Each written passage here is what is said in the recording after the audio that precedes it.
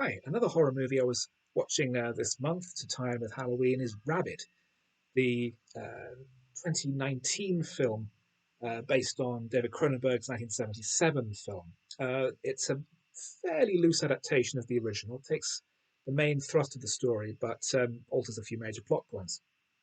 In this version, our main character, Rose, is a junior fashion designer, good friends with a model, who is involved in a horrible accident and discovers that she's been very badly disfigured in her face.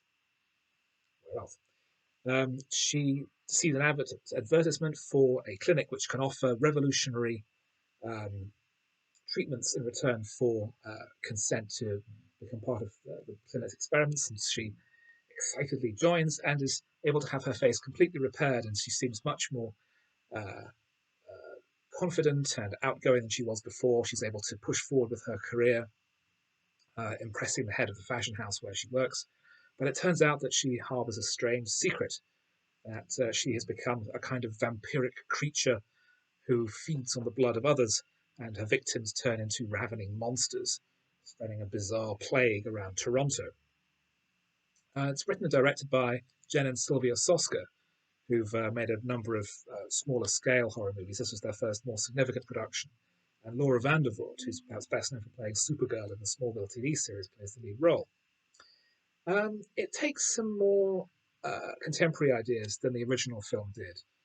It's more about the perception of women, what women need to do to move forward in the world. That our main character, even though she's clearly attractive, struggles for attention, struggles for um, being taken seriously.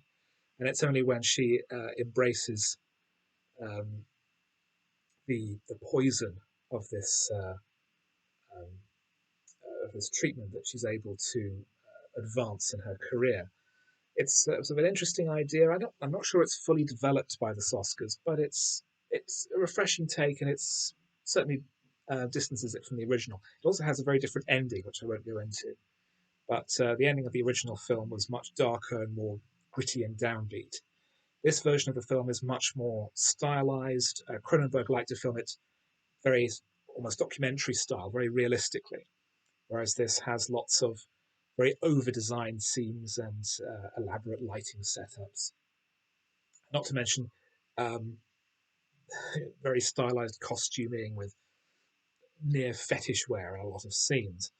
Um, it's an interesting take on the material. I wouldn't recommend it wholeheartedly, but they had the guts to remake a David Cronenberg film, and it turned out a lot better than you might expect, with some interesting ideas that mesh quite well with the material. So, although it's not that great, it's a long way from being in any way any kind of disaster.